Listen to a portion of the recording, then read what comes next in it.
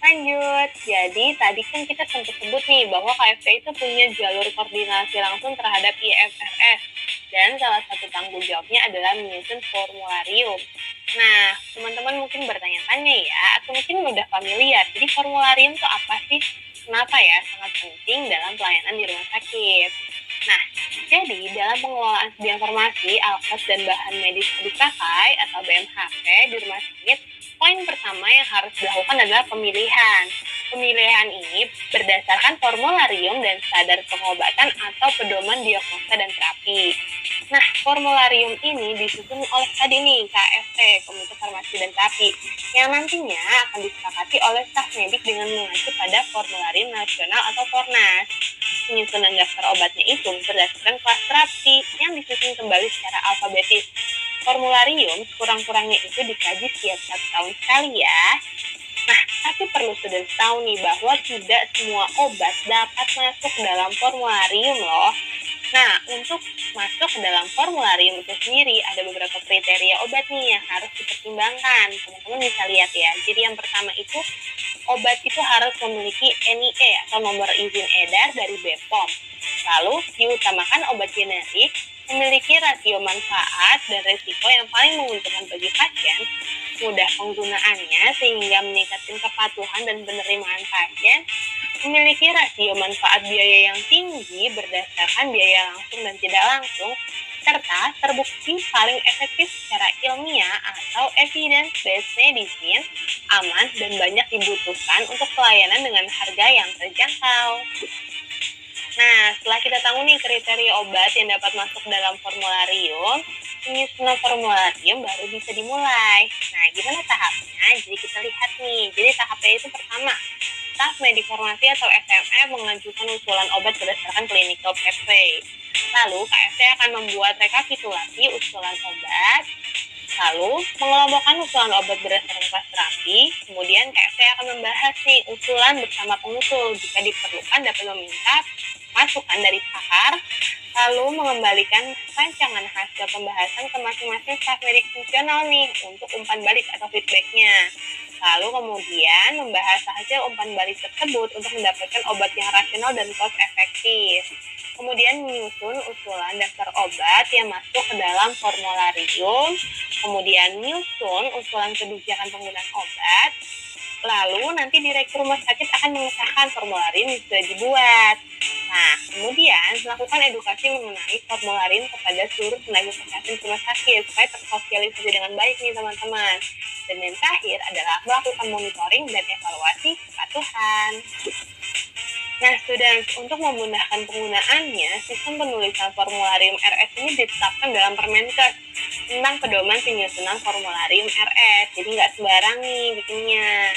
Nah, untuk susunannya itu sebagai berikut. Yang pertama ada sambutan pimpinan RS, kata ketua KFT, surat keputusan direktur RS tentang KFT, surat keputusan pimpinan RS tentang pemberlakuan formularium, kebijakan obat di RS, prosedur yang mendukung penggunaan formularium, diantaranya penggunaan obat di luar formularium, serta yang terakhir ini baru memuat daftar obat yang memuat nama-nama generik obat, nama dagang, kekuatan sediaan, bentuk sediaan, rute pemberian, perhatian, dan restriksi jika diperlukan.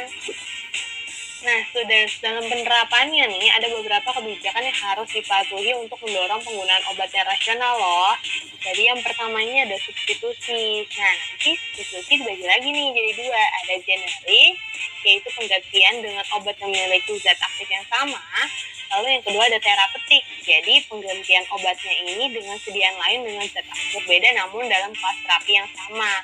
Contohnya nih adalah penggantian obat loratadin dengan cetirizine. Nah, itu sama-sama antihistamin ya. Nah, itu dilakukan ketika ketersediaan obat loratadinnya itu tidak ada. Nah, selain itu harus ada restriksi atau batasan dalam penggunaan obat-obat tertentu. Restriksi ini dapat berupa pembatasan indikasi, kualifikasi penulisan resep, jumlah maksimal obat yang diresepkan, dan durasi penggunaan obat. Contohnya, nih teman-teman pasti tahu ketika penggunaan obat psikotropika itu penggunaannya harus dibatasi. Nah, tentunya semuanya itu harus dengan persetujuan dokter atau pasien ya, jadi nggak asal-asalan nih balik lagi. Dan semua penggantian itu harus tercatat dengan baik pada lembar resep. Nah, selain itu, apabila ada obat yang dibutuhkan nih, tapi tidak tercantum dalam formularium, maka dapat diganti dengan obat lain dengan ketentuan sebagai berikut. Nah, ini yang pertama, Anda sudah mendapat rekomendasi dari Ketua KFT dengan persetujuan Direktur RS, lalu mengisi formulir permintaan obat khusus dan formularium, serta yang ketiga diberikan dalam jumlah yang terbatas sesuai dengan kebutuhan pasien.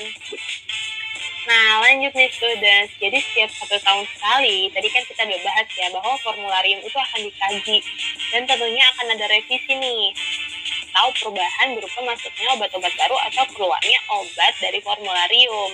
Nah, kedua permohonan ini ada mekanismenya. Setiap permohonan itu harus diajukan secara resmi melalui Komite Staf Medik pada KFT.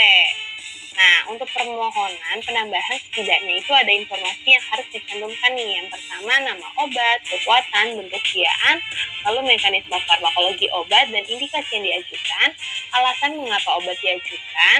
Nah, kalau misalkan sudah ada obat lain dengan kelas terapi yang sama, maka harus ada bukti ilmiahnya lagi nih untuk mendukung bahwa obat yang kita ajukan ini itu lebih baik. Lalu ada publikasi ilmiah yang mendukung perlunya obat dimasukkan ke dalam formularium. Nah, sementara kalau kita mau hapus, tidak ada ketentuannya. Yang pertama, itu adalah ketika obat tidak beredar lagi di pasaran. Lalu obat tidak ada yang menggunakan lagi, ada obat baru yang lebih cost efektif. Lalu bisa juga karena setelah dievaluasi ternyata obatnya ini memiliki risiko efek sampingnya yang serius nih. Nah, lalu terdapat obat lain yang memiliki efikasi lebih baik dan efek sampingnya lebih ringan. Dan yang terakhir adalah masa berlaku NIE habis dan tidak diperpanjang oleh industri atau obat tersebut sudah discontinue atau tidak ada di pasaran. Nah, untuk pelaksanaan evaluasi kepatuhan terhadap formularium RS ini ada hitung-hitungannya nih. Nah, itu dilakukan dengan menghitung kesesuaian penggunaan dan kesesuaian ketersediaan obat di rumah sakit dengan formularium RS. Hasil pemantauan dan evaluasinya itu nanti akan kita laporin ke KFT. Nah, yang pertama nih students, untuk pelaksanaan evaluasi kepatuhan terhadap formularium RS ini ada hitung-hitungannya nih. Nah, itu dilakukan dengan menghitung kesesuaian penggunaan dan kesesuaian ketersediaan obat di rumah sakit dengan formularium RS. Hasil pemantauan dan evaluasinya itu nanti akan kita laporin ke KFT. Nah, yang pertama nih students, untuk menghitung persentase kesesuaian penggunaan obat dengan formularium itu dapat menggunakan formula sebagai berikut. Bisa lihat ya di kolom kuning. Itu jadi ada persen kesesuaian itu adalah jumlah item obat yang diresepkan sesuai dengan formularium RS dibagi dengan jumlah total item obat yang diresepkan dikali dengan 100%. Nah, untuk pengambilan sampelnya nih, bila jumlah pasien lebih besar sama dengan pasien per bulan, maka minimal sampelnya itu adalah 50 lembar resep nih. Nah, contohnya nih student, supaya lebih mudah ya. Jadi ada jumlah pasien dalam 1 bulan itu 150 orang. Lalu dalam 50 lembar resep yang disampling, jumlah item obat yang diresepkan sesuai dengan formularium adalah 100 item. Dan total jumlah obat yang diresepkan adalah 120 item. Maka perhitungan persentasenya bagaimana? Yuk. Ya, gampang banget. Jadi cuma 120 dibagi dengan total obat atau 122 ya. Kali dengan 100% sama dengan 98%. Nah, yang kedua nih students, untuk menghitung persentase kesesuaian ketersediaan obat di RS dengan formularium, caranya itu adalah jumlah item obat di rumah sakit yang sesuai dengan formularium dibagi dengan jumlah item obat yang tersedia di rumah sakit dikali dengan 100%. Nah, untuk pengambilan sampelnya itu bila jumlah pasiennya lebih besar sama dengan pasien per bulan, maka minimal sampelnya itu sama, 50 lembar resep. Nah, untuk contohnya, jadi jumlah item obat di rumah sakit yang sesuai dengan formularium adalah 160 nih, misalnya. Lalu jumlah item obat yang tersedia di rumah sakit adalah 200 item. Maka perhitungannya tinggal 160 dibagi 200 dikali 100%. Hasilnya adalah 80%. Gimana? Mudah ya? Nah, sudah gimana? Udah panas belum nih? Nah, kita latihan soal dulu ya. Jadi untuk soal pertama nih. Nah, soalnya adalah formularium RS sekurang-kurangnya dievaluasi dan dikaji setiap berapa tahun sekali. Ayo, kayaknya udah pada bisa nebak ya jawabannya karena dari tadi kita udah bahas nih. Ya udah kita lanjut.